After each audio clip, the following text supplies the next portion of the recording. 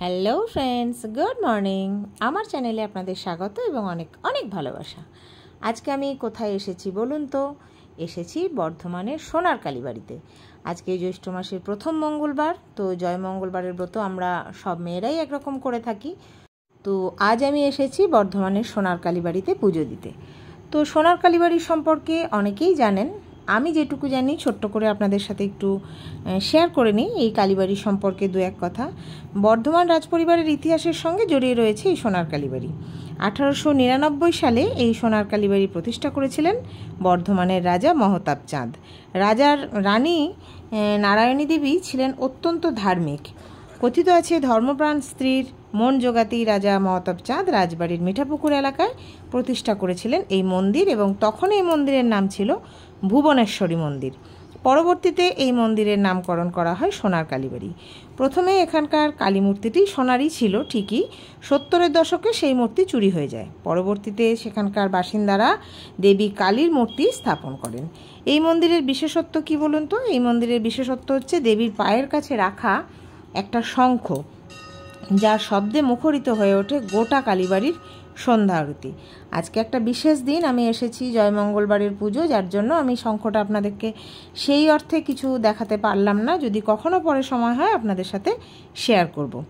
কথিত আছে মহারানী নারায়ণী দেবী সমুদ্রতট থেকে এই শঙ্খ সংগ্রহ করেছিলেন। অনেকে আবার বলেন যে মহারাজ মহতাব চাঁদ নাকি শখ করে ইতালি থেকে অর্ডার দিয়ে এই শঙ্খ আনিয়েছিলেন। যাই হোক, শঙ্খটি কিন্তু বিশেষ ধরনের শঙ্খ। এখানে দেবী মূর্তিতে রয়েছে বিশেষত্ব কি না, অন্যান্য কালী মূর্তির মতো এখানে দেবী কালী বাইরে জিহ্বা বের করে রাখেন না, তার পায়ের নিচে মহাদেবও নেই। দেবীর এই ভিন্ন রূপ প্রতি কালী পুজোতেই বুঝিয়ে দেয় বর্ধমানের রাজ পরিবারের সোনার কালী মন্দিরের আকর্ষণই আলাদা। তবে বিশেষত্ব বোধ হয় এখানেই শেষ নয়। এই মন্দিরের প্রবেশপথের উঠোনে রয়েছে বড় বড় দুটো পাতকুয়ো, যা খরা এবং জলাভাবে কখনোই কিন্তু শুকোয় না। আজও এই মন্দিরের সমস্ত কাজকর্ম এই দুই কূপের জলের সাহায্যেই হয়ে থাকে। শ্বেত পাথরের স্ফটিকের এই মন্দিরের দেয়ালে বাহারি কারুকার্য আর নকশা খোদাই করা আছে, কিন্তু তা ঠিকঠাক রক্ষণাবেক্ষণের অভাবে তা প্রায় আস্তে আস্তে ধ্বংসের দিকে। তবুও এখনও অনেকটাই রাখা গেছে। প্রবেশপথে দেখা মিলবে বহু প্রাচীন এক নহবতখানার। ঐতিহাসিকবিদদের মতে রাজা মহতাব ছিলেন অত্যন্ত আড়ম্বরপ্রিয় মানুষ, ফলে নিত্যদিন জলসা বসত, সেখানে থাকা নানা ধরনের বাজনা থাকতো। বর্তমানে এই মন্দিরের পুরোহিত যিনি আছেন তিনি বলেন যে এখানে প্রতিদিনই ভক্তরা আসেন, নিত্য পূজা হয়, সন্ধ্যা আরতি হয়, ভোগ বিতরণও হয়। কার্তিক অমাবস্যার কালী পুজো এখানে খিচুড়ি ভোগের সঙ্গে থাকে মাছের টকও, এটাই এর বিশেষত্ব। পশু বলি কিন্তু হয় না, পশু বলি বন্ধ, বদলে হয় চাল কুমড়ো বলি। পুজোর বাকি সবটাই চলে যেরকম যেখানে নিয়ম সেই নিয়ম মেনেই। তো এই হচ্ছে সোনার কালীবাড়ির ছোট্ট ইতিহাস, আমি আপনাদের সাথে শেয়ার করলাম। আর মূল মন্দিরের ঠিক উল্টো দিকে আছে দুটি মহাদেব মন্দির। আমরা সবাই জানি যেখানে মা কালী বা মা দুর্গার মন্দির থাকে তার পাশে মহেশ্বরের মন্দির থাকতেই হয়। তো এখানে পাশাপাশি দুটি মহেশ্বরের মন্দির আছে। আমিও ওখানে পুজো দিয়ে মন্দির প্রদক্ষিণ করে বেরিয়ে চলে আসলাম। দেখলেন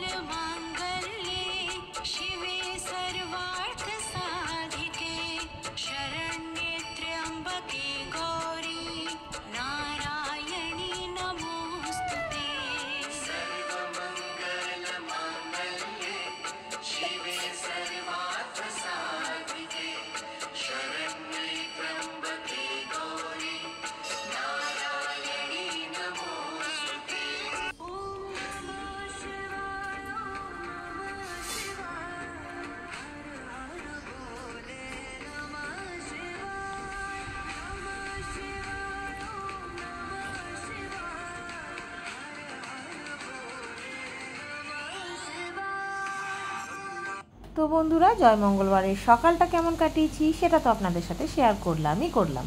আর সন্ধেটা দেখুন, ঝমঝমিয়ে বৃষ্টি শুরু হয়ে গেছে। কি মজা, কি আনন্দ, কি শান্তি, কি তৃপ্তি। একদম। আর নিমেষে প্রকৃতির এই পরিবর্তনের ক্ষেত্রে দেখুন চতুর্দিকও কত শান্ত স্নিগ্ধ হয়ে গেছে, মনে হচ্ছে গাছপালাগুলো যেন হঠাৎ করেই সবুজ হয়ে গেছে, প্রাণ ফিরে পেয়েছে। সে তো পেয়েছে, গাছপালাও প্রাণ ফিরে পেয়েছে, আমরাও প্রাণ ফিরে পেয়েছি। দারুণভাবে কেটে গেল আজকের দিনটা, সবটাই আপনাদের সাথে শেয়ার করলাম। আশা করি ভালো লেগেছে। ভালো লাগলে একটা ছোট্ট করে লাইক দেবেন, আর বেশি ভালো লাগলে চ্যানেলটিকে সাবস্ক্রাইব করে সব সময় মতো এত ভালোবাসা নিয়ে সাথে থাকবেন, পাশে থাকবেন। সবাই ভালো থাকুন, সুস্থ থাকুন, আনন্দে থাকুন। টাটা।